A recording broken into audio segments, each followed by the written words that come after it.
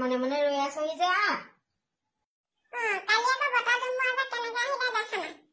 বতাহ বৰষুণৰ আজিকালি জেগা চাই চাইহে আহে। আমাৰ বাৰু একো হোৱা নাই। বোলো তহঁতৰ কিনো হ'ল বুলি খবৰ এটা ল'বলৈহে আহিছো। মই আকৌ ঘৰত নাছিলো নহয়। এতিয়া অকণমান আগতহে আহি পাইছোহি। সিহঁতৰ বায়েকৰ ঘৰত আছিলো। সিহঁতৰ বায়েকৰ ঘৰৰ ফালে আকৌ বতাহ বৰষুণ নাই। আমাৰ ঘৰৰ পিছফালে বাৰান্দাখনত তামোলডাল পৰিলে পৰিলেহি ভাঙিলে চাগেচোন যা। বায়ো তই বাৰু এই জেতুকী বাহঁতৰ ঘৰখনৰ কথা গম পাইছনে? ভনী জেতুকী বা আহো বুলি গম পাওঁ। আৰু কিবা হৈছে নেকি? আয়ো কথাটো শুনিলে তোৰো দুখ লাগিব। সি বাপেকৰ দিনৰে বাঁহৰ খুটা ঘৰটো তাকো বতাহ ধুমুহা এফাল উৰাই লৈ গুচি গল।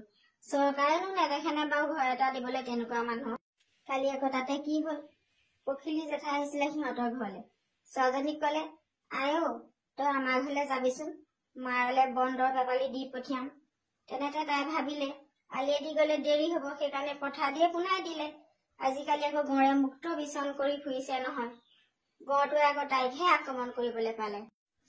গাঁৱৰ ৰাইজে মিলি ছোৱালীজনী মেডিকেললৈ নিলে, কিন্তু মাকে সেই বাতৰিটো পোৱাৰ লগে মাকো সিফলীয়া হল।